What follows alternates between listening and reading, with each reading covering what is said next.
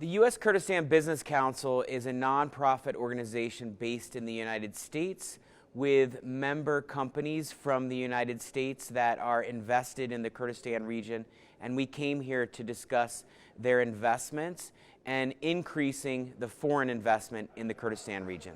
So we have a number of member companies, including many American companies that your viewers would know, and this includes companies in the hospitality, in investment sector, in oil and gas, in defense and security, in education, and nonprofit organizations, all of which have been in the Kurdistan region for several years and have had success with their investments, but are interested in looking at ways to increase their presence here. That's very important. The legal basis for foreign companies to invest is very liberalized, and it encourages investors, and the laws put foreign investors on equal footing with local companies. That's really important to our member companies, that they be treated fairly and equally, and that they have the right to own land, to apply for investment licenses, and to keep the profits that they make legally from their investments. Well, the digitalization is important for transparency and for efficiency.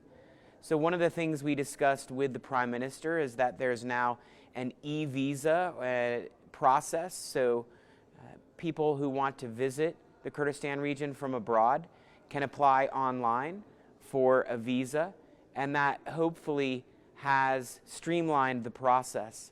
Digitalization in other aspects is also making important advances for the Kurdistan regional government and enabling them to keep better track of applications that are made, of the processes that are involved for setting up companies, and better track of the number of employees that companies have, as well as to be more efficient in the way they deal with government workers.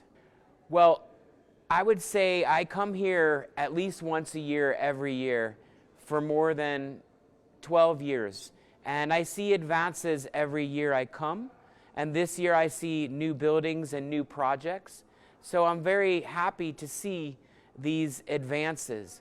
But I would still say that the Kurdistan region deserves and needs investment in almost every sector.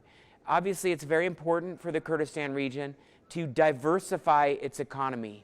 Yesterday, we met with the Minister of Agriculture, and she has done a very good job of putting together specific projects where the Kurdistan region is looking for investment and summarizing those projects in a way that will be attractive to foreign investors. So we applaud her and the ministry for the work that they have done to help identify the types of projects that we believe foreign investors will be interested in. And I think this will take a huge step forward for the agriculture sector, which I know is an area that the Kurdistan regional government has been prioritizing for development and investment. Well, the new buildings and projects are just one marker, and you correctly point out there are other markers that are perhaps even more important. What we would most like to see is for an increase in jobs and employment for residents of the Kurdistan region, especially jobs in the private sector, so that Kurdish citizens have a choice between the private sector and the government, and that there are good jobs in both areas. Well, as I mentioned, I've been traveling to the Kurdistan region for many years. In fact, I started working in Iraq in 2006, first with the State Department.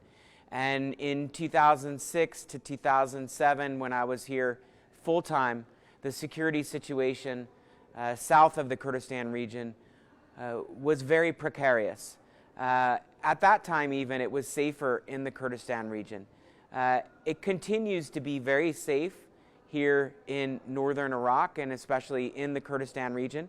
And credit goes to the Prime Minister, the President, the Deputy Prime Minister, to the Peshmerga, to the Ministry of Interior and the security services for doing a very effective job of maintaining security, even though there are many challenges. There are external actors who threaten the security of the Kurdistan region.